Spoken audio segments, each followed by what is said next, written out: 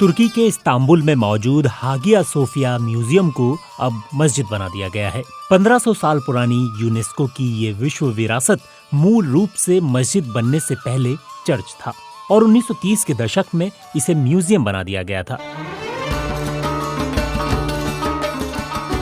सम्राट जस्टिनियन ने सन 532 में इसको बनाने का निर्देश दिया था और 5 साल में यानी 532 ईस्वी में ये बनकर तैयार हुआ था। ये ऑर्थोडॉक्स ईसाईयत को मानने वालों का अहम केंद्र बन गया था। 1453 में इस्लाम को मानने वाले उस्मानिया हुकूमत के सुल्तान महमद द्वितीय ने कुस्तुनतुनिया पर कब्जा कर लिया, जिसका नाम बदलकर बाद में इस्तांबुल कर दिया गया। सुल्तान महमद ने ही हागिया सोफिया को मस्जिद में तब्दील करने का आदेश दिया था। इसी हागिया सोफिया के ठीक सामने 1818 में सऊदी अरब के किंग अब्दुल्ला बिन सऊद का सिर कलम कर दिया गया था।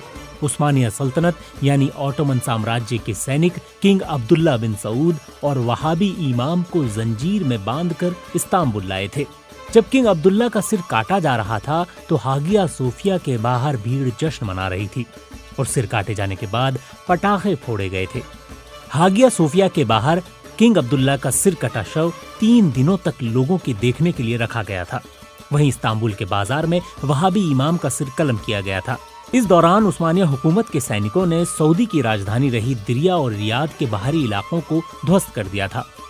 ऑटोमन साम्राज्य ही 1924 में सिमटकर आधुनिक तुर्की बना और आज का तुर्की उस्मानिया हुकूमत को अपना गौरवशाली इतिहास मानता है। सऊदी अरब तुर्की के साथ अपने इस खूनी इतिहास को शायद ही कभी भूल पाएगा। जेएनयू में मध्य पूर्व मामलों के प्रोफेसर ए.के. पाशा कहते हैं कि सऊदी अरब जब अपने इतिहास में झांकता है तो उस उस्मानिया हुकूमत की याद सबसे पहले आती है।